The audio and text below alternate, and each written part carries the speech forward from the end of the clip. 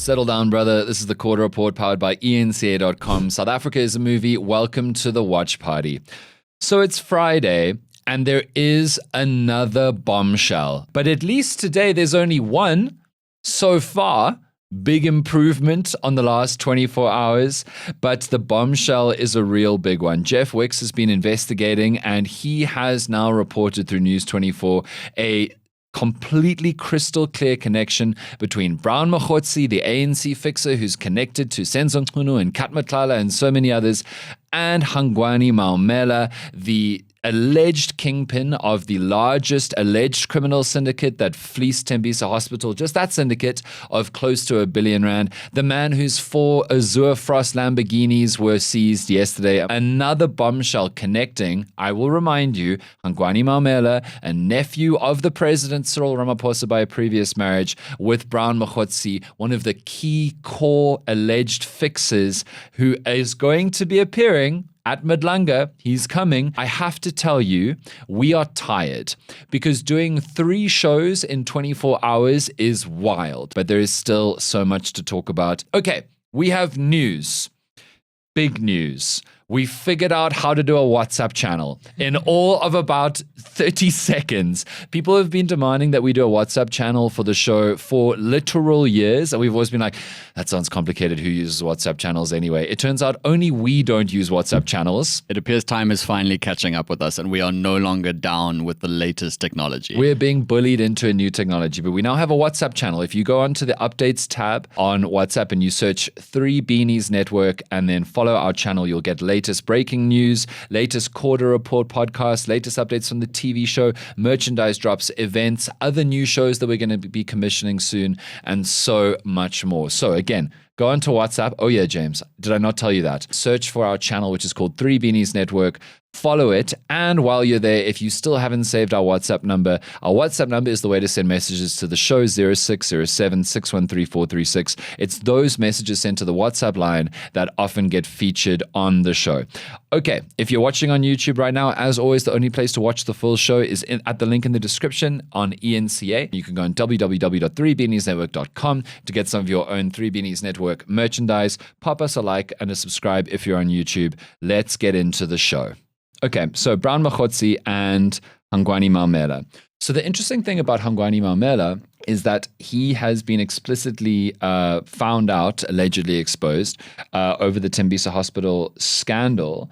And remember, as we have spoken about many times in the last few weeks, the collection, the dozens and dozens of shell companies connected to his syndicates that all individually got one or a handful of contracts and fleeced Tembisa through tender fraud. A couple of those companies also connected to Katmatlala. And so that was the connection between the Tembisa SIU investigation and the Madlanga Commission and political interference into policing and police corruption and all the rest. And so we have been quietly, patiently waiting for more of those connections. And we kind of felt like, I mean, most reasonable people were like, there are definitely going to be more connections. And then these rumors started coming out about Brown Mogotsi, about whether or not he had been working with alleged criminal kingpins to try and snag more big government contracts, specifically in healthcare.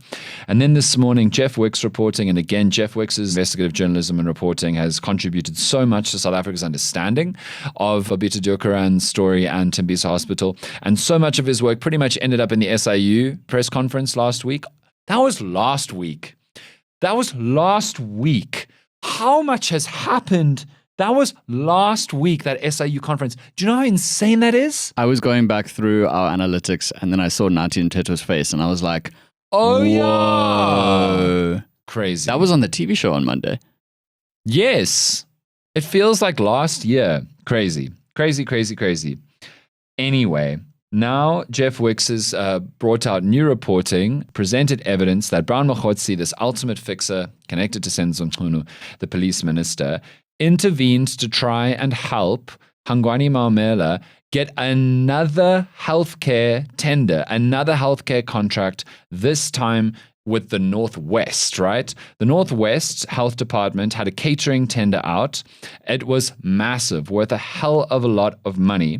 And they tried to award the tender to a winning bidder.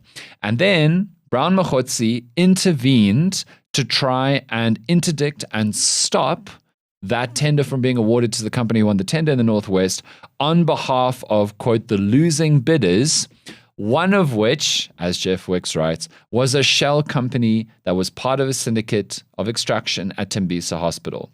Basically, Jeff Wicks reports that on the 15th of September 2023, Brown Mogotsi launched an interdict his foundation launched an interdict application before the Mahikeng High Court to stay a 4-year catering deal for 11 major health facilities in the Northwest worth over R1 billion and have the tender award set aside.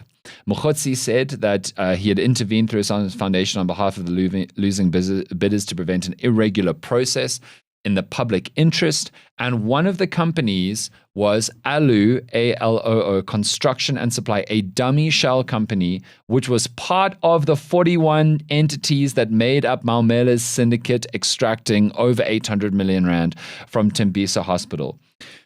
The level of laziness to make dozens of fake shell companies to extract from one hospital, to fleece and ransack one hospital, and then use that same shell company to try and get another tender in another province from another health department to extract and fleece from them.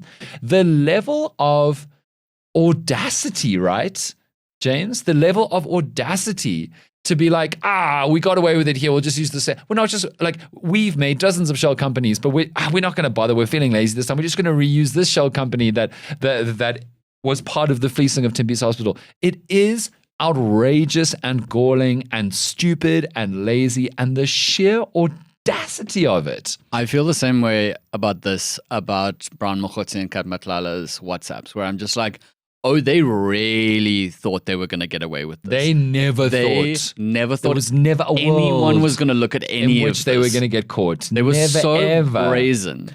It was it's absolutely jaw-dropping to me. Absolutely jaw-dropping. And then, according to Jeff Wicks' reporting, the acting judge granted the application in September 2023 and so denied the health department leave to appeal, but that decision was overturned by the Supreme Court of Appeal the following year, which was last year in April 2024. And 4 months later in August, Mogotsi withdrew his application and the tender was implemented.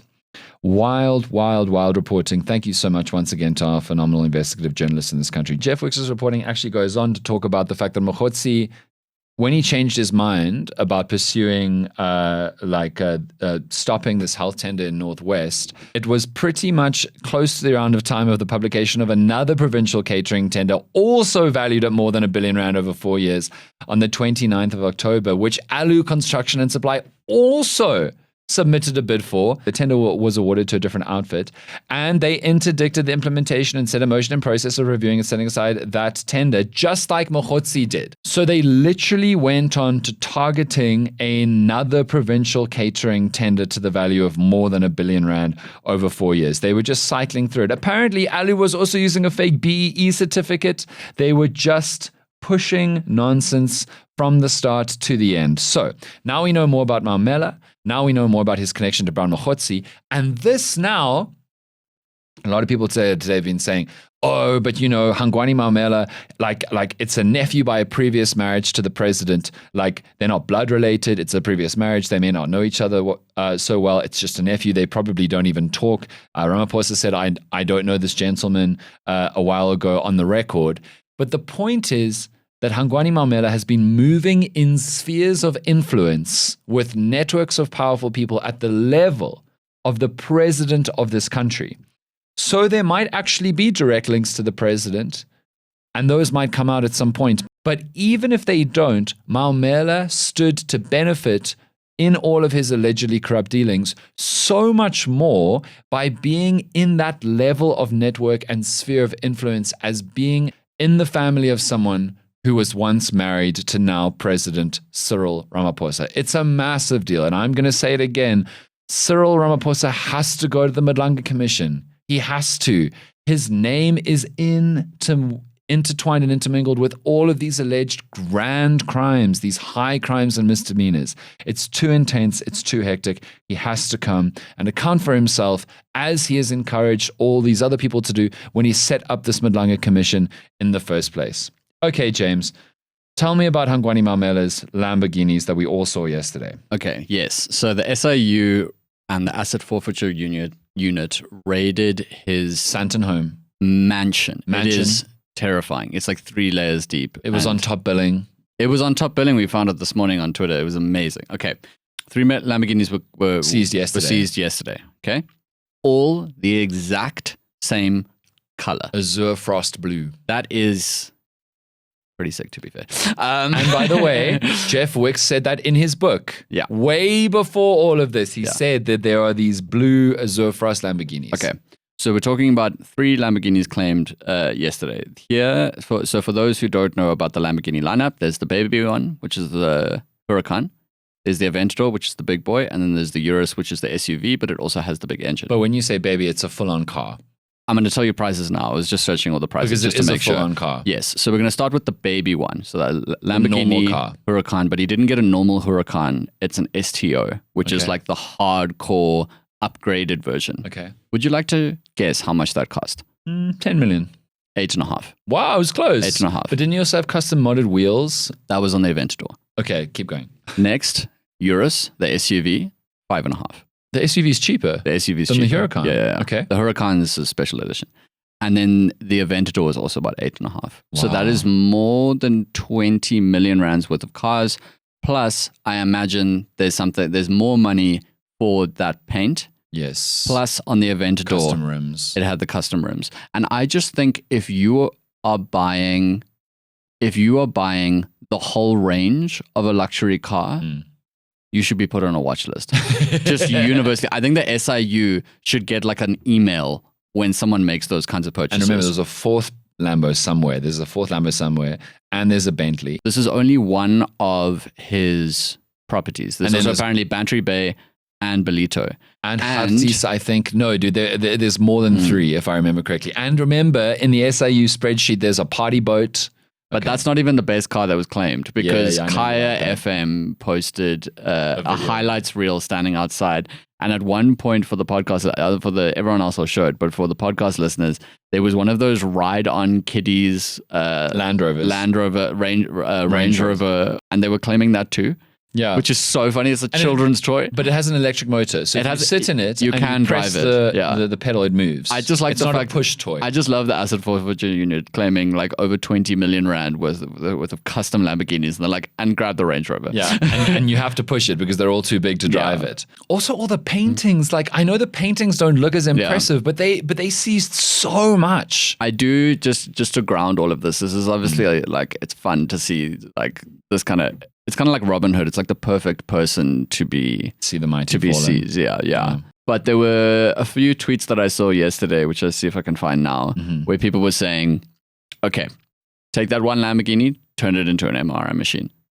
Take that one Lamborghini, turn it into an emergency room. I understand. Take that house, turn it into a hospital or a clinic. And that, I think... That's cool. I think that's the real takeaway that we need to take from this, is the fact that, like, I was chatting to a friend of mine yesterday, and I was telling her the story because she hadn't heard about this kind of stuff, or any of the Tembisa stuff, and she was just saying, "Can you imagine if your loved one got sick, or situation got worse, or God forbid your loved one passed away, and then you saw this, totally, and you knew that it was a 1-for-1, like the rands should have gone here, and the rands went into the Lamborghini." And that's the way that we always need to talk about corruption, because when the numbers get too big, we humans can't even really abstractly grasp what it should have been or what it could have been. That's why it's always good to say, like, okay, this amount of money equals this many RDB houses. This amount of money means this much electricity for this many people. So we can truly understand the cost of corruption and the scale of the money involved.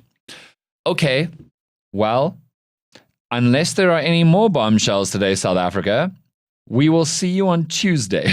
No, we'll see you on Monday for the Dan Quarter Show on ENCA at 10 p.m. Kyle Cowan is going to be in. He has recently written a book called Mafia Land. He's another great investigative journalist. So yeah, I'm sure there'll be another whiteboard and all that good stuff. So tune in on Monday night to watch the show. And the podcast will return on Tuesday. And one more reminder, go follow our WhatsApp channel and we will promise to use it and send updates. We will learn how to do it. Okay. You don't even know the terminology. Yeah, that was so boomer. That was so I've heard of this WhatsApp. Do you guys engage with this platform? I said earlier before the show started, I was like, James, a WhatsApp channel. What do I post? Do you follow? Do you subscribe? But how do they find the WhatsApp channel? I didn't know. I didn't even know you could go updates because I'm not a WhatsApp statuses guy. I think being self-aware is an important part of being a podcaster. But what I said before the show started is we have not got too old for this. There are just too many ways to do things. Yeah. We live a very happy life with Instagram stories, whereas other people use WhatsApp statuses for that function. We live a very happy life with YouTube where other people watch TV. Like, you know, they're all basically trying to do the same thing. I need to stop defending myself. It's making it worse. Have a wonderful weekend. Hopefully no more bombshells.